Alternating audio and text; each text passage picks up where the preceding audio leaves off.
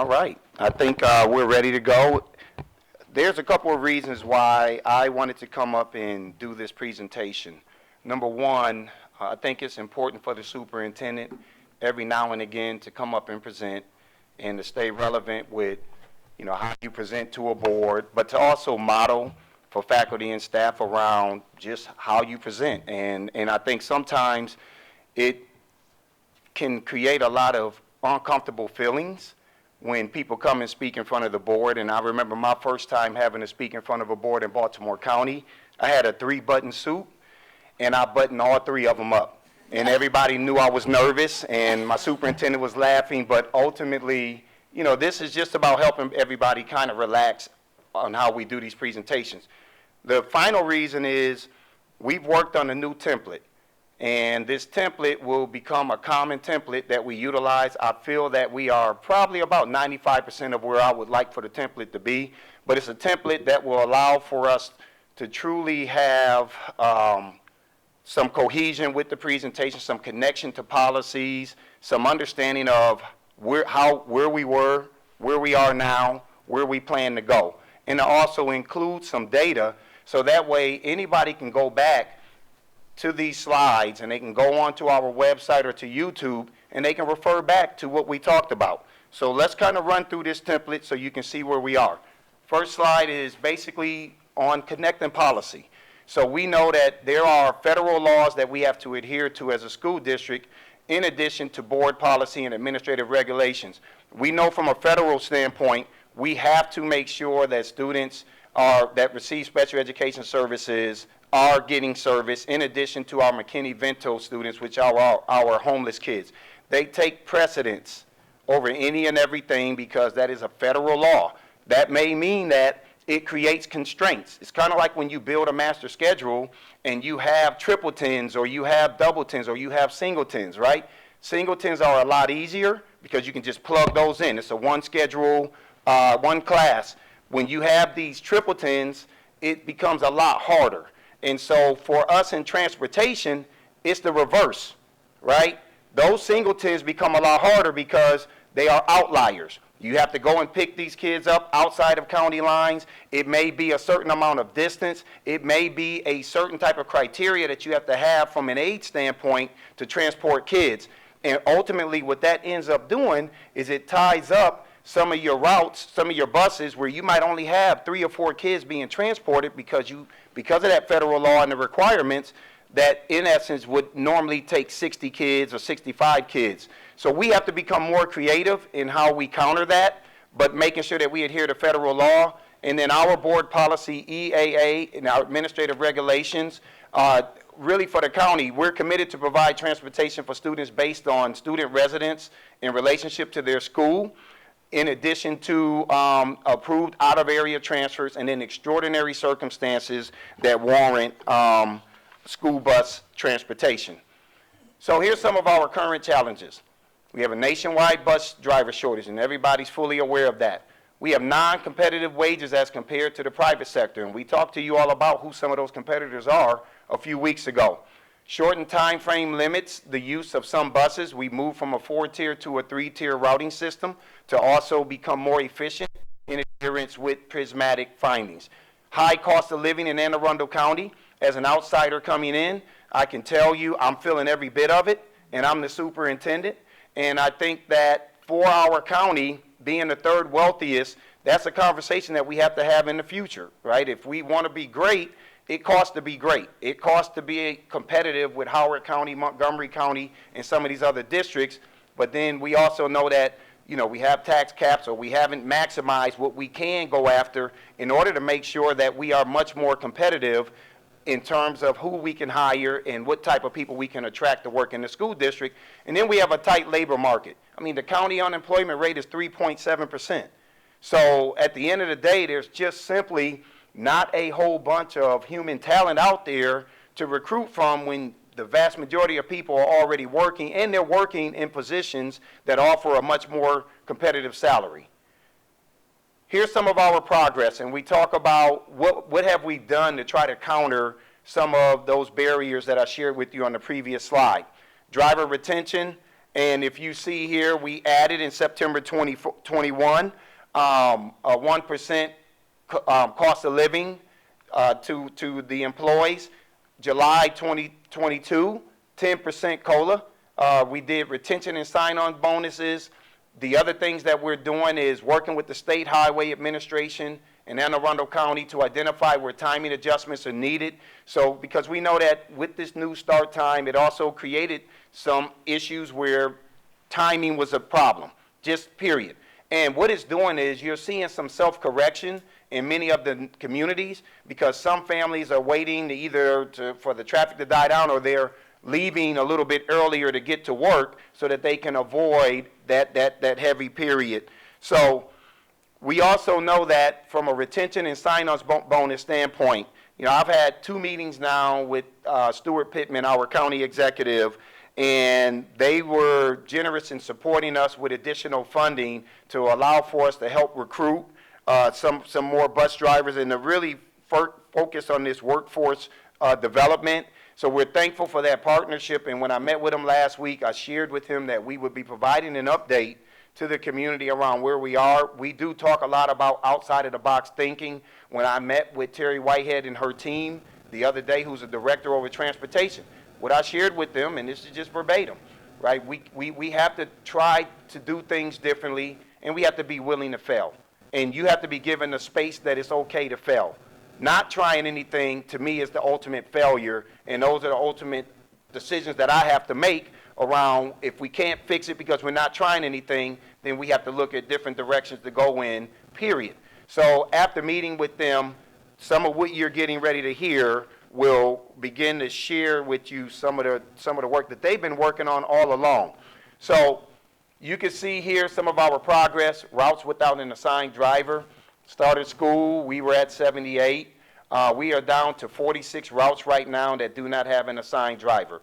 So this team is working extremely hard, and the thing that I've said to members of the community, members of our board, is let these people do what they need to do, right? We can't pull them and have them going in 1,000 different directions trying to answer 1,000 different questions. We're going to fix this. I promise you. It's just going to take some time. And generally, in any school district, it takes the first month for you to kind of figure out what you need to do from an efficiency standpoint to determine who rides, who's not riding, to determine who the no-shows are. And normally, you will begin to see this decrease. And that's what we're experiencing right now. We've seen this reduction. And here's another example of it. On the first week of school, and we talk about on September 6th, that was the first week that we had full runs, right? 83 routes without any service, and those routes now are down to 63. So we're continuously making this progress and becoming more efficient with how we are rerouting and some of the things that we're doing. But this is the progress that I think our community wants to see. It's not perfect. We want it to be perfect, and I think there are some other things that we will share with you in a few minutes. How difficult this is, it is a lot of work. Our team is examining routes at the granular level. They're looking at every single route, and they are trying to determine where they can make changes to provide relief to families and students impacted by these outages. 109 locations, 520 buses, 1,200 plus runs, and that does not include our special education runs. So it is a massive operation that we're having to navigate through and try to address these deficits so that we don't commit any further harm to children by not being able to get them to school. So here's where we have some things that I think offers a relative amount of promise. What we have experienced is that our single-tiered high school and middle school buses, the routes are too long to service another school in the morning and the afternoon. But what staff has done is they've actually identified single-tier buses that have a high school run that is long enough to prohibit a second run at a middle school or elementary school in both the morning and afternoon, or a middle school run that is long enough to prohibit a second run at an elementary school or high school. So let me kind of break down what that means. If you look at this slide, because we know that those long runs creates a lot of constraints on us, we do believe that we have about 40 buses that, coming from a high school or a middle school, could increase an opportunity for a morning run for a middle school. So that means we may have the ability to get more kids to school in the morning for a middle school, but parents may have to still pick them up in the afternoon, right? So it minimizes the burden and it solves half of our problem. The same applies at elementary. There are opportunities where we can do an afternoon run for an elementary school, and so what would happen is the parents would drop them off, and then we can guarantee that we will be able to bring the kids home in the afternoon with these 40 different buses. And so we think that this is something that can begin on October 17th. We want to make sure that it's right. Our team is in the process now of determining exact routes that could benefit from this, and plan to begin partial service either the morning or afternoon on these routes Monday, October 17th. Now, I want to be very crystal clear, because transparency matters, as I said from day one. While this is not a cure for families, it is a temporary solution to half of the dilemma a significant number of students currently face. This arrangement will allow, for example, for a family with an elementary school student to know that the student will be taken home from school on a bus in the afternoon. The same would apply, it would be true for a middle school student being taken to school in the morning. So the million-dollar question is, what will determine which routes are covered? This is where a lot of our equity lens work have to come in, right? Will students be able to get to school on time? How many students will be able to ride the bus? Because we want to be able to maximize those buses with as many students as possible to reduce the disparities that currently exist with the number of kids that aren't able to get to school. What is the impact on the school? We will apply the MAVE equity lens process. Needs of the students in the school, and then families' ability to transport students, because, you know, while it isn't something that we want to put on families, we do have families that have the ability to transport kids to school and can help us while we continue to address the vacancy issues that we have with school bus drivers. And we are asking that families work with us as we go through that.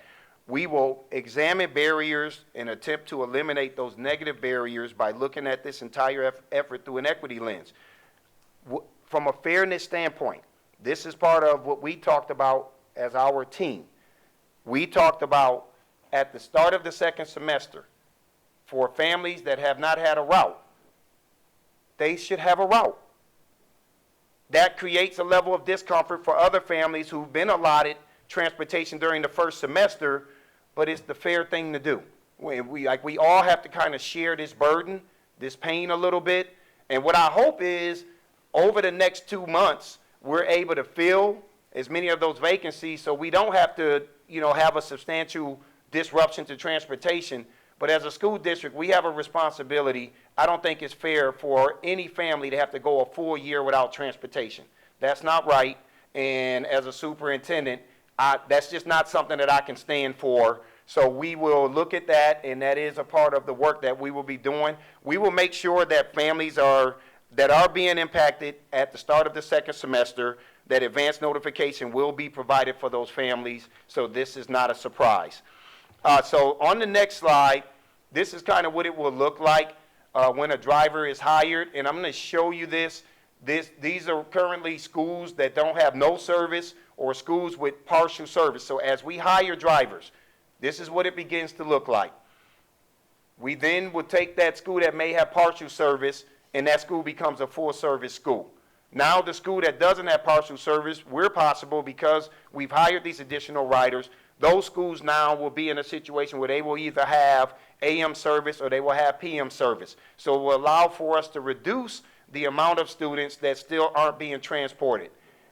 Because of this work that we've done, without us having to hire an additional bus driver, we have now created 5 routes that now have full service as a result of the work that our team has done looking at these partial runs. And this is a permanent fix, right? 5 no service routes now have full routes. And if you go in and take a look at our list, you can see where we're beginning to show some reduction in schools and areas where the numbers have been substantially higher than everybody else. You're beginning to see reductions in those areas. So, alternative transportation. You may have heard me mention probably 4 weeks ago, or maybe even 6 weeks ago, we have to take a different look at a CDL, right? A CDL may not necessarily be what is of the greatest value to us anymore, especially if we know we're training all of these people and we only holding on to a certain percent of them, right? In the end, is that a fabulous investment within the school district or not? Because we still, if we can get 25%, that's better than nothing. But I'm not interested in us having 75% of people that we try to train, either they're not successful for whatever reason because they can't pass the tests or they can't pass other items, or we're just simply in a situation where they get the CDL and they're leaving us.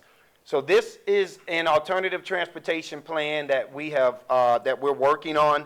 We have an emergency RFP on the street right now to procure more vans. And what we believe is that as we bring these vans online, it will free up CDL licensed drivers and their buses to repurpose for routes that currently have outages. So what we do with these vans? McKinney-Vento, if you go back to the second slide, McKinney-Ventos, those outlier routes that we have to pick off, we could help with that. There are some long routes out in South County where transportation is difficult. You'll be able to use these vans to kind of help us with some of those outlier areas, and most certainly with our special education students in situations where they may not even need an aid. If they need an aid, then that's a whole different ballgame around how we provide transportation. But we think that this plan will help us, and this is not just short term.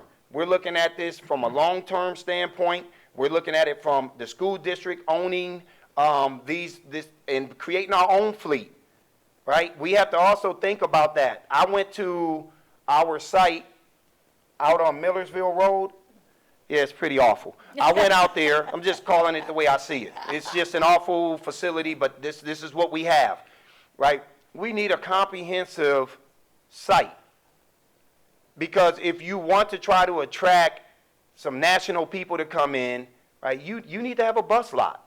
You need to have a comprehensive bus lot that can hold the fleet for us to be able to have more control. And when we have more control, we get to control where those buses go and who gets picked up and who doesn't, and we get to use data to make that decision. It is very hard when you have 16 different providers. You don't have a lot of say over who goes and works for what vendor. And this is not taking a shot at vendors, right? I think we just have a responsibility to have more ownership as a school district over our own fate. I just don't like putting all my fate in the hands of other people when I think we can control that. But there are some things that we have to do as a system to make ourselves more marketable and more attractive to people that may want to come and work for us because of the assets that we have. And that's a bigger conversation. I'm putting that out there for the elected officials and everybody else to hear. I think that's important. And what will happen here, here's how we see it from a pipeline standpoint.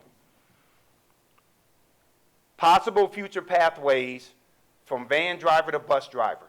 It's much easier to get a van driver right now because they don't have to have a CDL. But then it also allows for us to pay them while we also can work with them to train them up to eventually drive CDL. And maybe we buy some time in a manner in which we're now able to compensate them more, so as we groom them, they don't want to go anywhere else. And it's not just about compensation, board, community. It's about how you treat people. You treat people well, sometimes people just need time, right? Little things can go a long way. And that's something that we have to think about in this highly competitive workforce. How do we treat our people? And if we treat them well, sometimes that supersedes money. Even though in this county people need money. It's expensive to live here. I'm just going to keep saying that. So we will continue to explore options in an effort to eliminate transportation disparities across the county. Every time I receive an email from parents, and I've gotten some great emails, some great ideas, just like this morning, I sent that over to my team. Matt Stansky, and Terry Whitehead. And when we can act on those, we will. So I want people to know we're not closed-minded. We don't have all the answers, and we don't proclaim to have all of the answers. Yes, we are the professionals, but at the end of the day, we are a community, and in my opinion, we all have to work together to try to solve this. And there may be ideals out there that we're able to implement, and then there are times when we just simply can't implement it because it's not feasible. It doesn't mean that we're ignoring you and we're not looking at your emails. I look at each of those emails, and I forward those to our team. And so that's the commitment that we have. That's where we are right now as we continue to address our transportation issues.